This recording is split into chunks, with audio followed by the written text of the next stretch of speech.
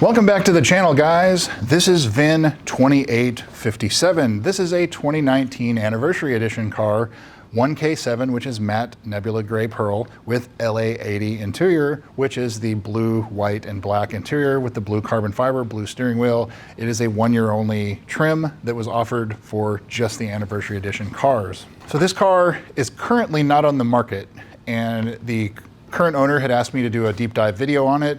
And we'll see when you guys see it pop up on Auto Trader and elsewhere, we'll see if we've got some information on it.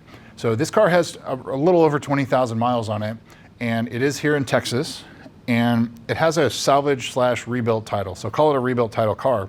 Now, there was another one that was recently sold maybe like a month ago, and let me see my notes here. It's episode 28. It's VIN 2876. I've published that back in like the middle of August.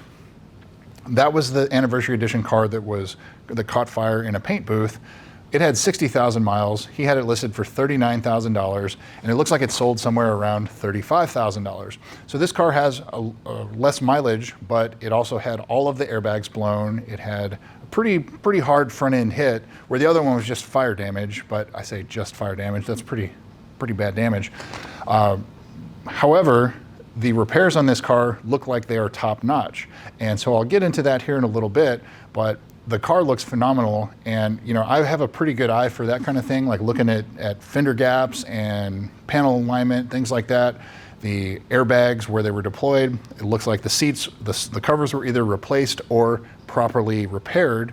But again, I don't see any issues regarding the quality of it. Obviously, it would take some further investigation and heavy inspection on the damaged areas to make sure you're satisfied with it.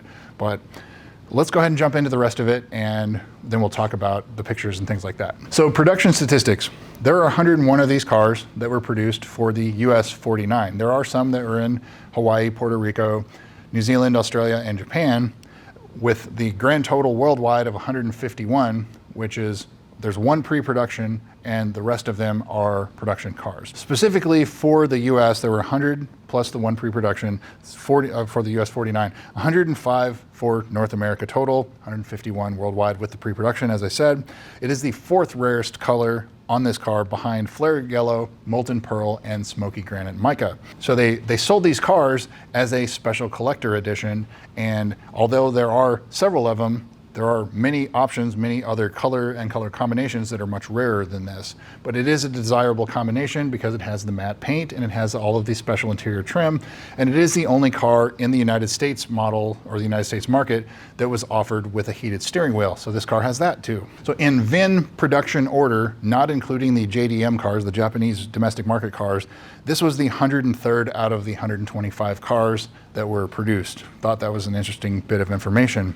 Or it's the 14th to last made for the US 49, if you want to look at it that way. So it's, you know, towards the end of the production run, but not the last. So Carfax, Epic VIN, and AutoCheck. Carfax shows this as a 4-owner, 1-accident car, September of 2023 to the front or right front. Carfax calls it moderate damage with total loss and airbags, multiple airbags deployed.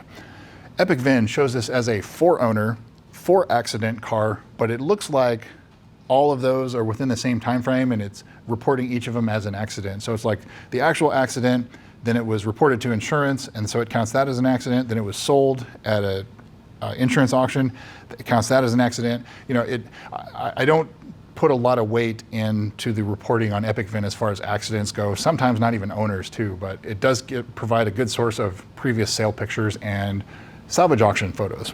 So AutoCheck shows this as a 4-owner, 1-accident car, same as Carfax and the others. So, you know, I'm not questioning any of the things there. This car is a 4-owner, 1-accident car. That's basically what that has told me.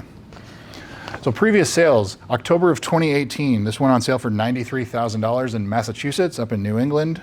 And November of 2022, $72,000 in Texas with 16,000 miles. And then it popped up at Copart in Dallas from Geico Insurance, September 2023 and October 2023. It was a front hit with all of the airbags deployed. Maybe not the passenger dash airbag, and I guess that's because maybe there was nobody sitting in there at the time. It had the occupancy sensor off, but it was a pretty good hit.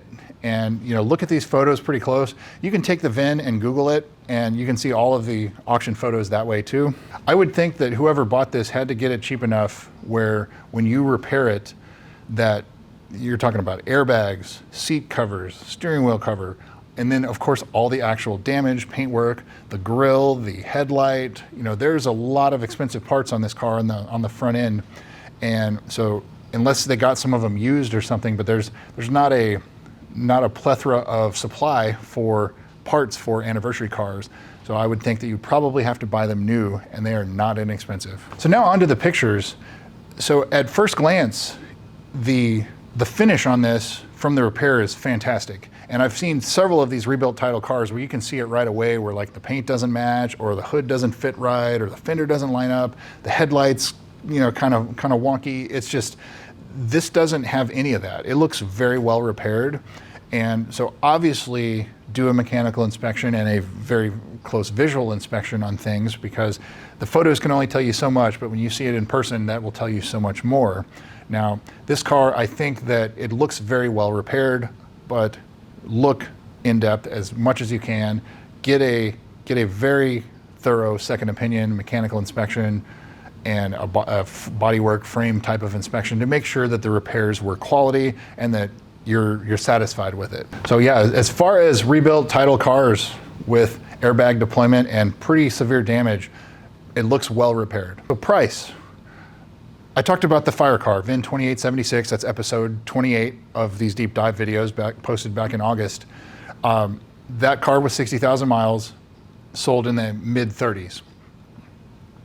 This car has a little bit more intense damage, but it does have 20,000 miles, so it's a lot lower mileage car, and you have to take that into consideration a little bit. But I think that this car, the anniversary cars always command just a little bit of a price premium anyways, but I think this car should probably be like upper 30s, lower 40s. That's probably where I would expect to see it if you list it. But I think that it looks well repaired. It's a special car.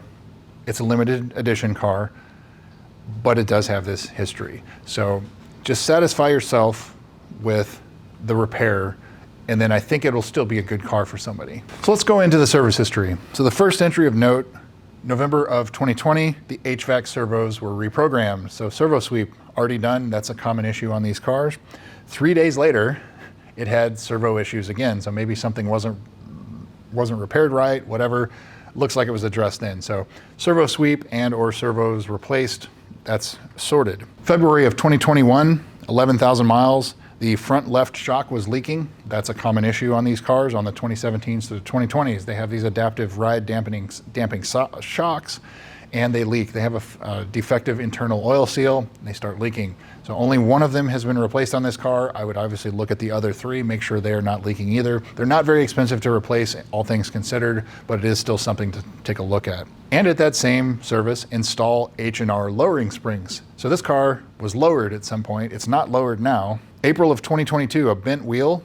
They repaired the wheel and did a windshield repair. October of 2022, install the factory springs back and put them in the trunk, and another wheel repair. So this car was lowered for not even 8 months.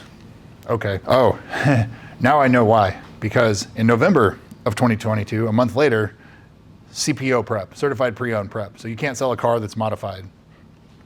That explains it. So that's why it's no longer lowered. June of 2023, the last service at 17,540 miles, road hazard tire replacement. So that's it. So this car's only had a couple thousand miles put on it since then.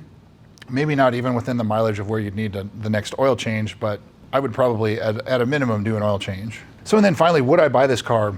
I think if the price is right and subject to a pretty thorough inspection, I think I would consider it. You know, it's a cool car, it's an anniversary car. Let's say hypothetically, if this car didn't have a salvage title, if this was a clean title car, it's otherwise well sorted, and if it had no accidents, clean title, this car would probably be like a mid-60s car. And the salvage title hurts it 20 to 30%.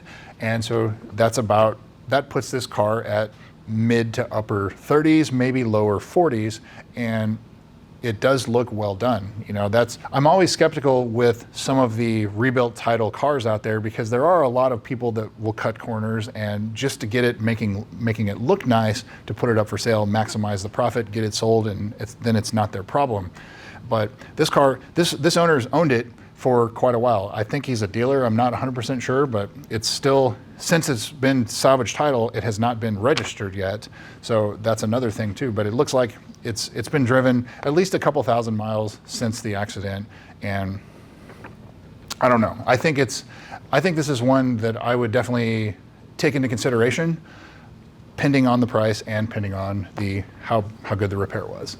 But when you see it pop up, I think it's worth going and checking out, if nothing else. And you know, he can adjust the price accordingly if he's getting a lot of people looking at it and they're like, well, it wasn't repaired that great or something like that. But I think that as long as this car's priced right, it should sell pretty quickly, no problem, because it's a low cost of entry into GSF ownership and into an anniversary car, of which they don't come up very often. And usually when they do, they're the ones that have salvage titles or something like that. And so that's what this is. But I think it's worth checking out when it pops up. So this is VIN 2857. Thanks again for watching, guys. We'll see you soon.